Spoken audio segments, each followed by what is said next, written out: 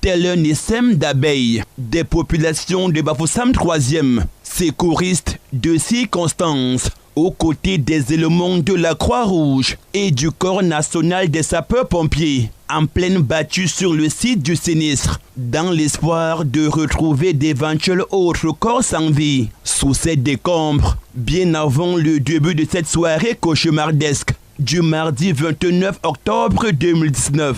D'informations officielles faisaient état de 37 corps déjà retirés sous des gravats, des dépouilles, parmi lesquelles des enfants et des femmes enceintes. Il y a un vendeur de marmites qui est mort avec sa femme, il y a un besquineur qui est mort avec sa femme. Bon, on ne peut pas citer, il y a les femmes grosses, parce qu'il y a l'une de nos petites qui fait la chorale, nous faisons l'église ensemble, qui fait une autre chorale, qui est aussi morte, elle était aussi enceinte. Et celle qu'on vient d'enlever était aussi enceinte. Vous voyez que la situation est grave, parce que je suis en train de perdre près de 14 personnes. Une cousine qui a 6 personnes et une autre personne qui a 8. Donc, on a trouvé quand même 3 corps. Je peux dire vraiment, je ne sais pas quoi dire. On a sorti trop de corps, c'est trop. C'est trop. Il faut que l'État nous aide vraiment à aider ceux qui sont sauvés et aider aussi les gens qui ont perdu leur famille, vraiment. C'est aux environs de 22 h, ce lundi 28 octobre 2019, que les populations du quartier Ngouaché, dans l'arrondissement de Bafoussam 3e, ont été surpris dans leur sommeil par ce glissement de terrain. À partir de 22 h, quand tout le monde était couché, j'ai compris le bruit une seule fois, boum! Je suis sorti. Il y avait la poussière qui avait envahi la place, je suis encore entré à la maison. Quand la poussière a baissé, je suis sorti torcher avant de voir que c'est la terre qui se défendait. J'ai torché chez les voisins, aucune maison n'existait. Ça m'a touché, mais il n'y avait personne dans d'autres chambres. À partir de là que j'ai crié, les autres gens sont venus. On a commencé à la nuit, on a déterré 6 personnes. Le matin, on a continué la fouille jusqu'à maintenant. Voir les conditions dans lesquelles vivent nos populations, c'est regrettable. Les gens sont là, ils construisent en contrebas des collines parce qu'ils n'ont pas là où ils peuvent rester dans un endroit urbanisé. Vous voyez les conséquences, elles sont néfastes. Hier, c'était Boyard, Limbé et autres. Un peu partout les éboulements.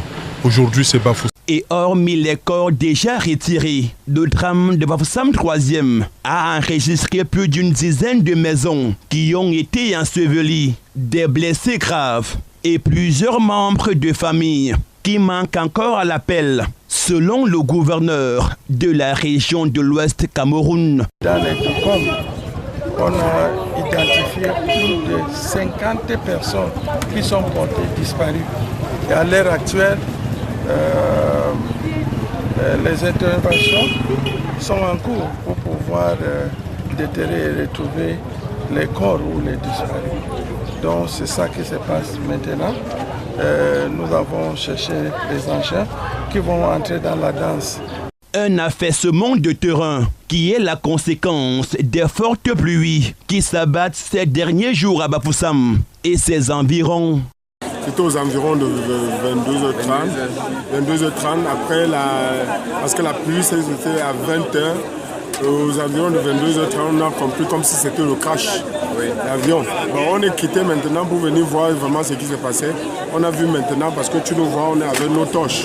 Nous avons déjà, d'après les informations que j'ai recueillies tout à l'heure, retiré 43 corps de ces décombres. Voilà 43 vies qui s'en sont allées à cause de notre faute.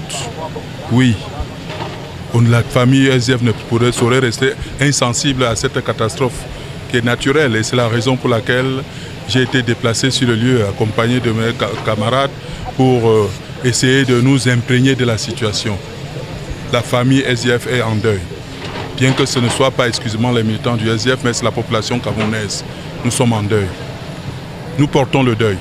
Pour l'heure, les richesses se poursuivent au quartier Ngouaché, sous la coordination du patron de la région de l'Ouest, Awa Fonka Augustine. D'ailleurs, les engins lourds ont été appelés en rescousse dans l'espoir de retrouver les restes des victimes, encore coincés dans les décombres.